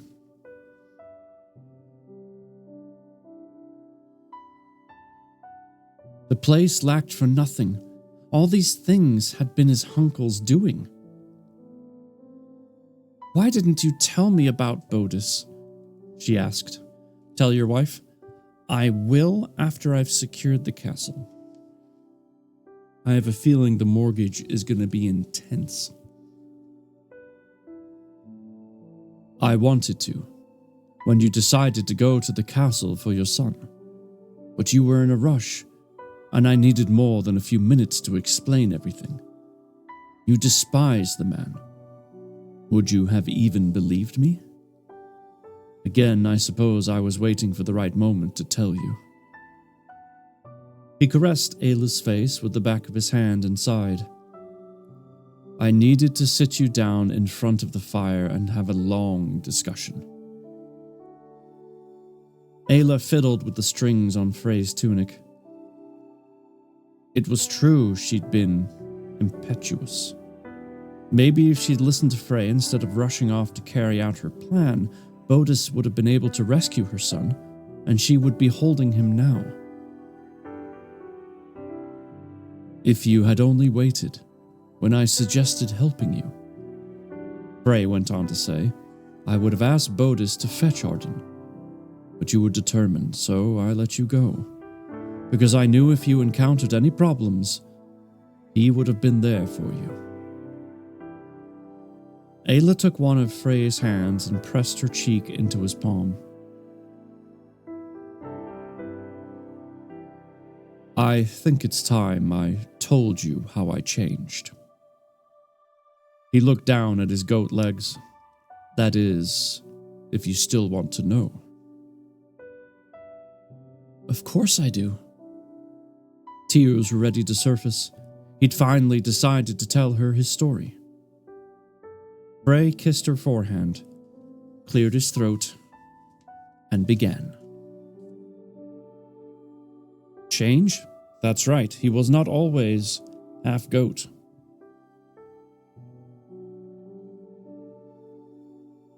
The witch? I don't know.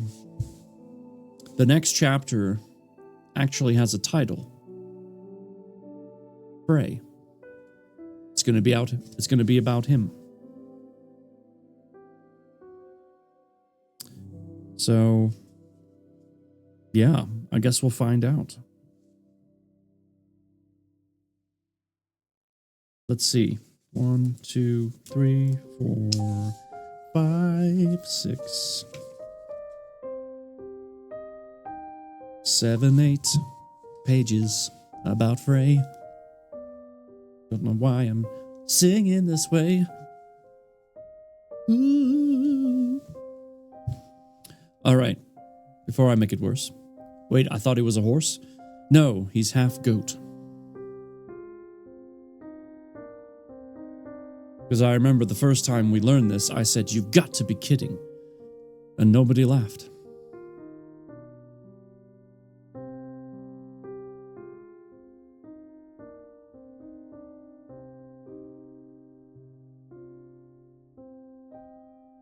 I didn't take it personally.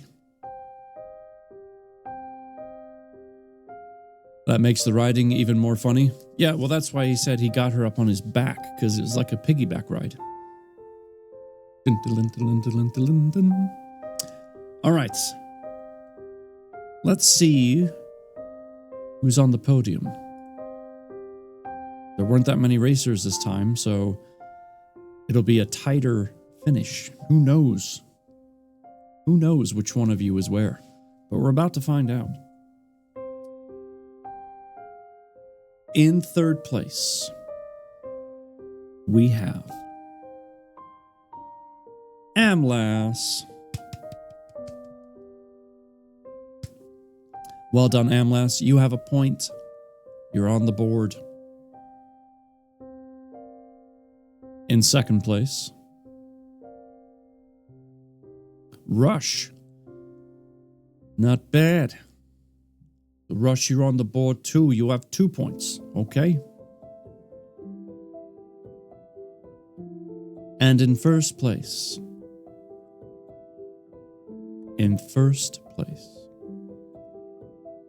It's, of course, Dry 783.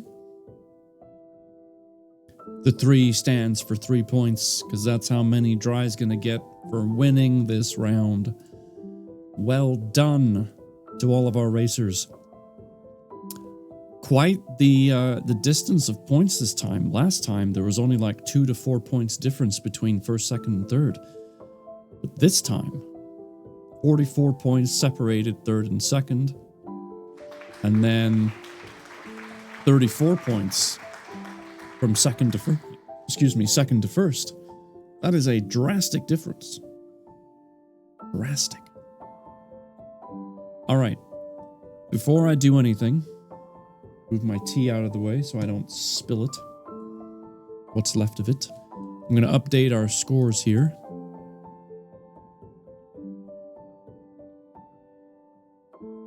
Okay. So we've got dry. Oh, I forgot. This is your third win, Dry. Look at you, just racking them up.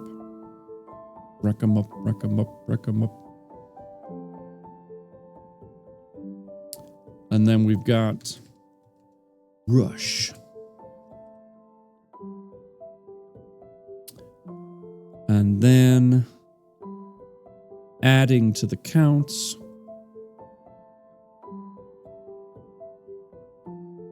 Amlas. Well done, everybody. Well deserved, well deserved.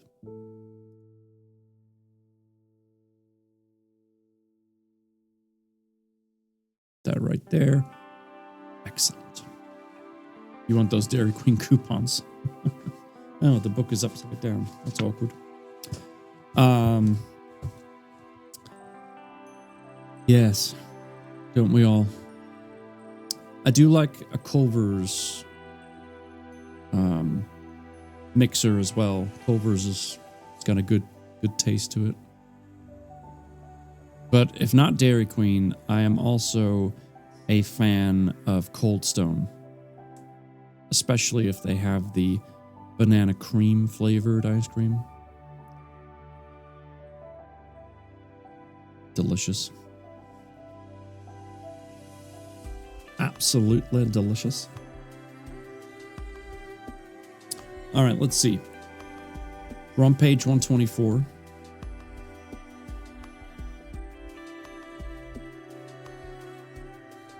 Do we save phrase chapter to next time, or do we keep going?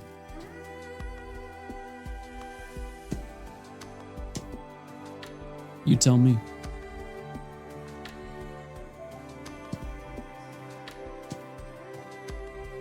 Not helpful, Amlas.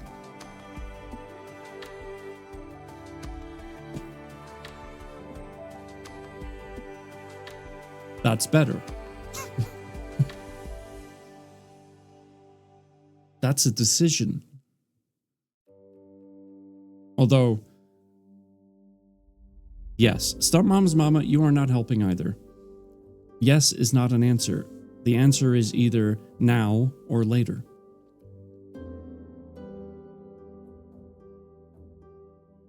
It's like tying a pole in your daughter's stream. Unbelievable. Mm-hmm. Exactly. Keep going. Oh, God. All right, fine. You have to yell it. Jeez. Oh, but we're going to do the bench press. Okay. Not to delay things further. Just add the bench press in there. Be right back.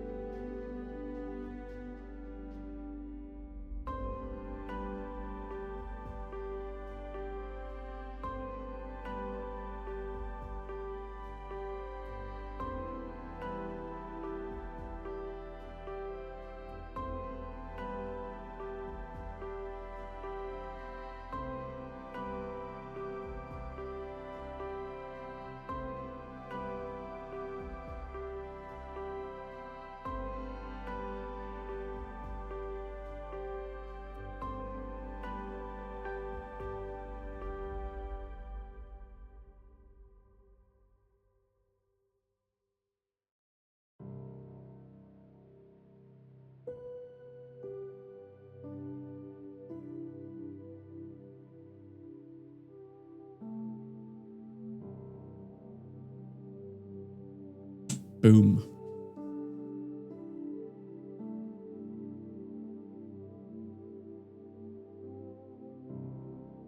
Did he warm up? No. I thought Atkinson made that sound getting up from his chair. Really? The pufferfish? You thought I was making a pufferfish sound? Oh, I don't even know how to make that sound. Alright. Let's do some random races while we read. Reading randomly reading. Oh yeah, and I get to join these ones. Chapter 18. Frey. I brought my horse to a standstill and admired the castle of Lusania. Its cold stone structure imposing against the apricot and crimson late afternoon sky. The wind had dropped since I'd entered the kingdom through Darien's windy strait. The journey had been long and bitterly cold, forcing me to keep my head down and my hands gripped tight on the reins. But now, I could relax and appreciate my surroundings. Something about the setting of the sun had made me warm inside. No matter what happened during the day, the sunset never failed to comfort me, to give me hope. On arriving at the castle, I dismounted and led my horse to the courtyard entrance. A young guard dressed in a short-sleeved mail shirt with loose trousers tucked into brown knee-length boots slid his lance forward, barring me from entering. I was about to speak when my uncle's voice boomed from the courtyard. "Good to see you, Frey. I saw you arrive from the ramparts." Otis clasped me in a strong hug. "It's all right, Wilfred. This fine young man is my nephew." The Wilfred in question dipped his head and returned to his initial waiting position, surveying the grounds around the castle. "I know," Otis said, no doubt catching the widening of my eyes. "The castle is guarded, unlike our sovereigns in Cavalon. We have no enemies. Lusania, on the other hand, has been threatened by Darien and thus keeps a close guard by precaution." "Is the entrance always guarded?" I inquired, not that it particularly bothered me. "Most of the time, unless of course that person is patrolling the castle grounds or needs to relieve himself. I'll explain the running of the place later." I raised my head to the ramparts where two other guards stood looking out over the horizon. My uncle was right. Cavalon boasted a peaceful life with no problems from the kingdom of Darien. "Did you have a good journey?" Otis asked, clapping me on the shoulder and bringing me out of my thoughts. "I did." "It's a long way. You must be tired." "Nothing that a hot bath and a good meal won't fix." Otis chuckled. "You won't regret working here." "I know you need a trustworthy person, and I'm honored." "Good. And ready to work for His Highness, King Lucan?" I nodded. The king paid good money and was known to be a fair man. He treated his household well. If Bodis still worked here after all these years, life had to be good. "Come, let me show you to your sleeping quarters." Pulling my stallion by the reins, I followed my uncle across the courtyard. He walked head high, proud of his status as the king's most trusted man. He'd done well in his life. We stopped in front of a large wooden door where a young lad held out a hand. He couldn't have been more than 11 or 12, but he had a determined look in his eye. Absolutely determined, I tell you.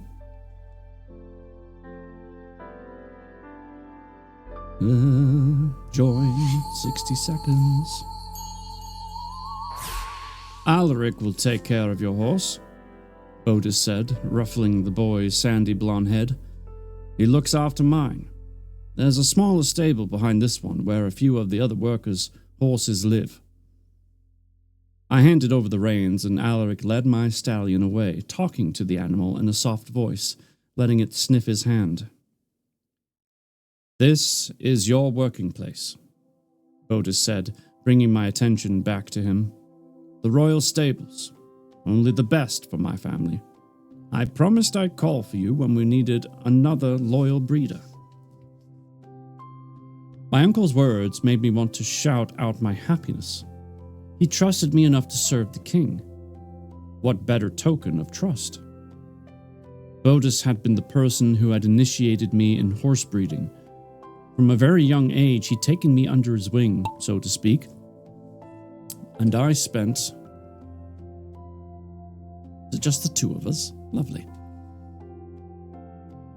And I spent hours in the stables on our farm in Cavalon, watching him break in horses for the rich gentry of the kingdom. I gather there are other stables then? I asked. Bodis pointed in the direction of larger buildings outside the courtyard. Working horses are in one building, army horses in the other, but they don't concern you.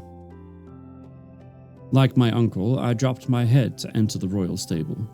The smell of clean straw filled the air, and I only glimpsed very few patches of urine or dung on the ground, proving the place was cleaned regularly. Not a lot of mounts.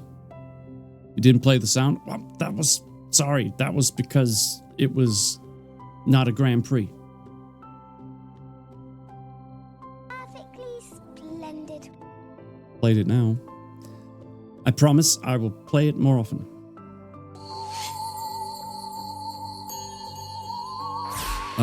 Watch.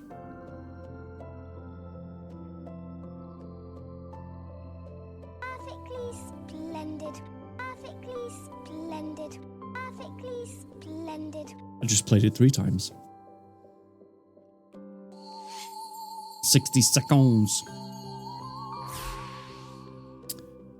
Not a lot of mounts, I commented, giving a quick gaze around the place. 6 in all, but the place can hold 12. The empty stalls are for visiting guests. You just wanted to win a game? Yep, that's true. You got me there. I was feeling a little left out. Exactly. We headed to the other end of the building and to a ladder leaning against the floor of the hayloft.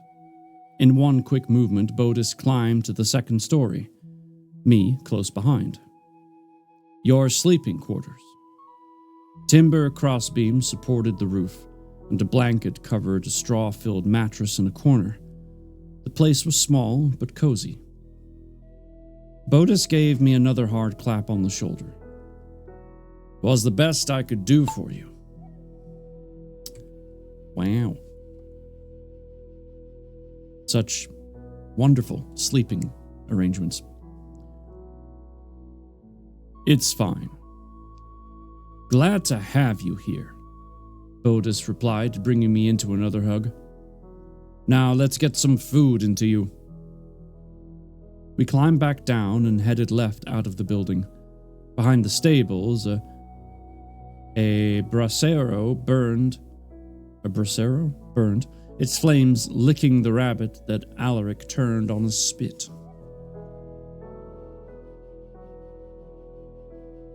Cut off a piece and take your leave, Bodis said to the young lad.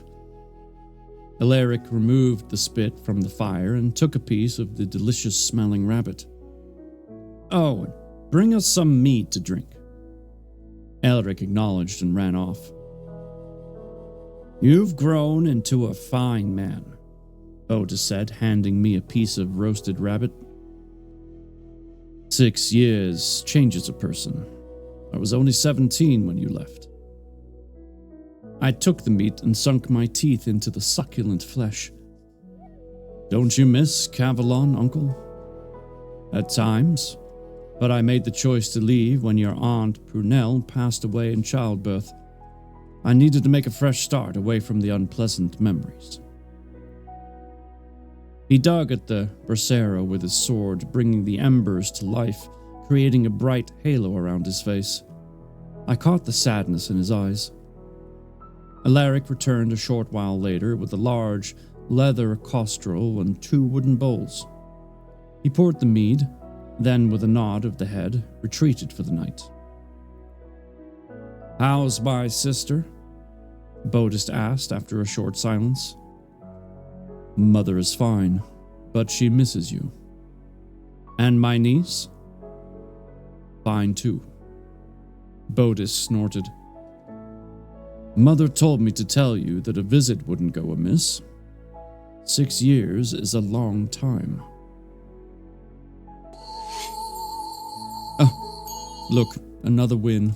How silly of me. My bad. Perfectly splendid.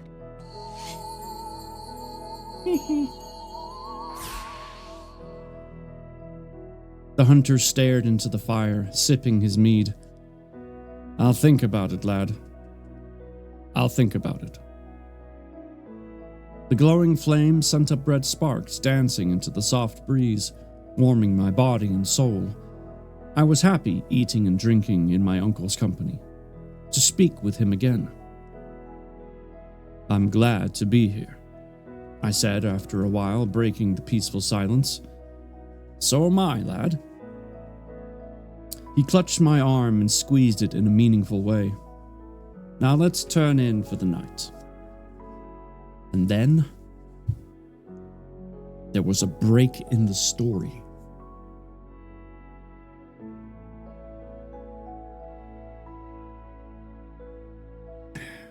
It's like in a video game when you're like, okay, my character needs to sleep. And then like 5 seconds later, you're back up and at it. It took me a couple of weeks to get into my routine. Cleaning and tending to the horses in the morning, exercising them in the afternoon when the royal family weren't hunting or traveling around the kingdom. I had a good job and enjoyed talking with the other servants. Sometimes when folk arrived at the castle with their wares, I'd strike up a conversation. But local folk kept to themselves, even the household never spoke about the royal family, or at least not to me. Who is that? Or wait, who is that? Wrong person. I asked my uncle one morning, pointing my chin at a strange old woman scurrying to the edge of the forest. Stay out of her way, boy. She's trouble. Lives up in the tower. I didn't think anyone went up there. They don't. Only the queen does. Who is she? No one really knows, but it's said she can make special potions and cast spells. I gazed up at the tower. A witch, then? Some say so, but we all keep out of her way. Nasty piece of stuff she is. She doesn't look frightening to me. Excuse me. Why would a frail old woman scare people? Just beware. Bodis turned and left for his daily reporting to the king. I carried on with my work. A crow cawed, its dark wings shimmering as it landed on the bough on a nearby tree. With its head tilted to one side, it stared at me with its beady eyes, tracking my every move. I carried on pitching hay, but kept an eye on it. Something about the bird gave me the creeps. Everyone knew crows were bad omens associated with loneliness or even war, a symbol of death. Some even said they could bring about curses. With every fork I thrust into the hay, I prayed the bird would fly off and take its bad omens to someone else. From nowhere, the wind picked up, rustling the leaves in the forest treetops, causing me to shudder. Good day, Frey. I turned to see Gui, carrying a milk churn and leading a goat. You're early this morning. Oh, see, Dry, you can win too. It's totally fine. Not a big deal. Perfectly splendid. I mean, don't do it again, but it's fine. Need to deliver goat's milk to the kitchen. The crow fluttered its feathers and tilted its head again. Who's your friend? Gui's grin widened. No friend of mine. Do you know why it decided to stop here? Or wait, that's not a question. Don't know why it decided to stop here. Gui chuckled and released the goat, who galloped towards the vegetable patch. I let out an amused laugh when the goat stretched its neck into the herbs and chewed ferociously. But when the crow stood high on its legs, ruffling its feathers and cawing, my laugh clogged in my throat. Gui's face turned into a frown. I don't like the sound of that, Frey, and it keeps watching us. I waved a hand to frighten it away. The bird kept cawing, its screeches louder and louder, so loud that they started grating on my nerves. If I didn't know any better, I'd say it's calling someone, Gui joked. My mouth ran dry. I'd seen traitors hung from trees and their properties burnt to the ground, but the sound of this bird chilled my blood. I have to take the milk to the kitchen, Gui said, bringing my gaze away from the crow. Keep an eye on that goat, will you? Sure, take your time. Gui headed to the kitchen with his milk churn. I continued working. Get that animal away, a voice screeched. I looked up to see the witch rush across the courtyard, her dark cloak flapping behind her. Stop that goat from eating my herbs, you peasant! I turned to where the old woman pointed. Gui's goat was still munching in the vegetable patch. Will you grab the pest, or there aren't going to be any herbs left? The witch barked, rushing up to me. Swearing under my breath, I threw my fork to the ground and rushed after the animal. Couldn't the old woman ask nicely instead of scolding me like a young kid? Witch or no witch, she didn't intimidate me. The goat greedily pulled shoots up from the ground, no doubt the first time the poor animal had a decent feed. To be honest, I hated putting an end to its succulent meal. Besides, the garden was abundant with herbs. What are you waiting for? The witch shouted. I held up my hands and turned to face her. A bit of patience, please. Or is that word unknown to you? Give me a chance to grab the poor animal. You don't know who you're talking to, the old woman said, lowering her voice. You'll regret your outspokenness. The goat didn't struggle when I seized it, not until the crow flapped its wings and flew to sit on the witch's shoulder. Frightened by the bird's cawing, the young goat kicked and bleated. So much so, I had to release it. Right. Mom was right about the witch, absolutely. You asked for it, you clod. The witch glared at me while rolling up her sleeves. Dry again. Interesting. Very interesting. Perfectly splendid.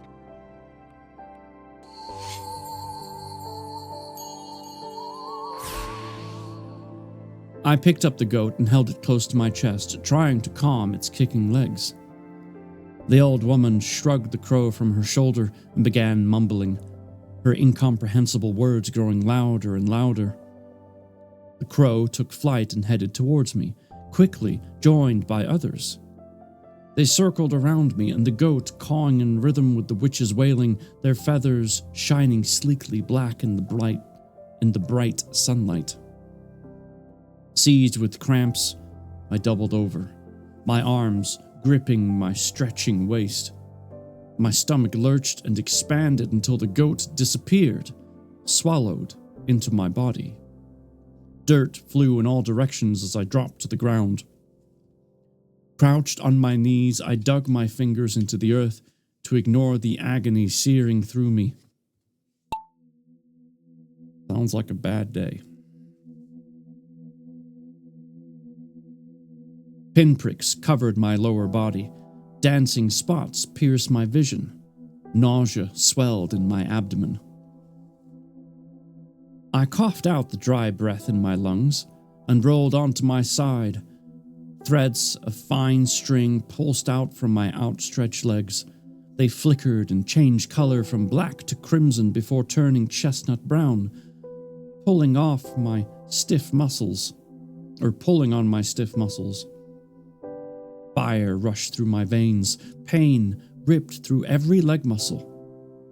Bones cracked until little by little my legs were covered with goat's hair.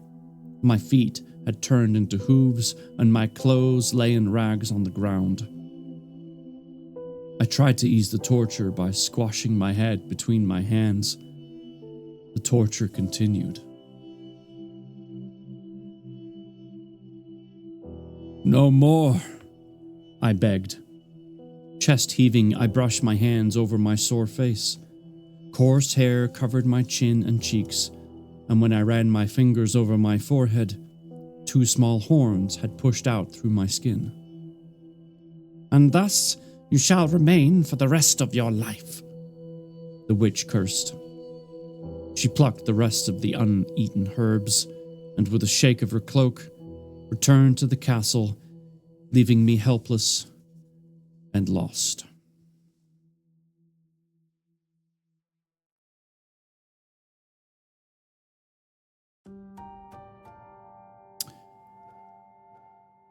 And that's the end of the chapter.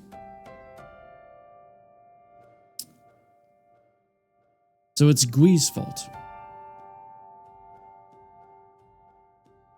Well, not all his fault. It's obviously the witch's fault, but if Gwy hadn't left his goat alone, none of this would have happened.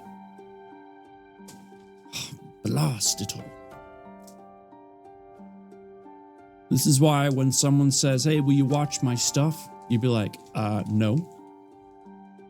I don't want to turn into an animal.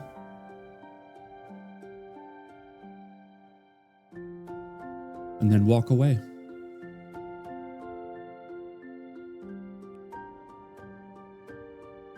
They'll have no idea what you mean.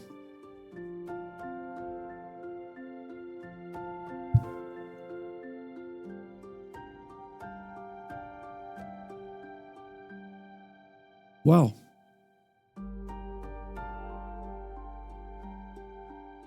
that was good.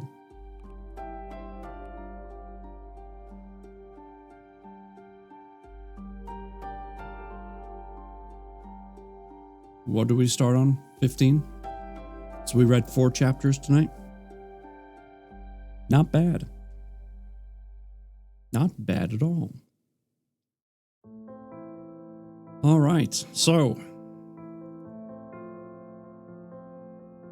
another great stream. Well, thank you very much, and thank you for the bits as well. That was very kind of you.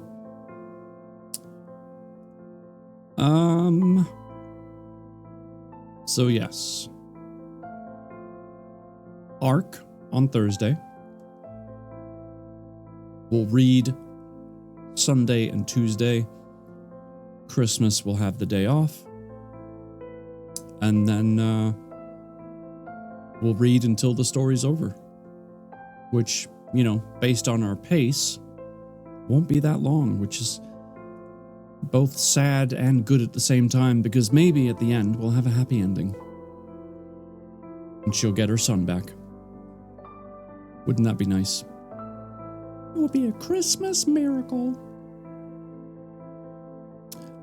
Okay, who shall we go raid?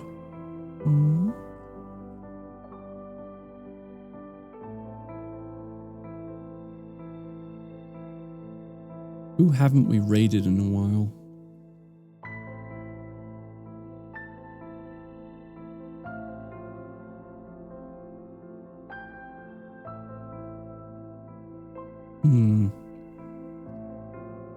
I see purple on, which is unusual for the evening. Fubar's on, Angelic is on. Gosh, so many people.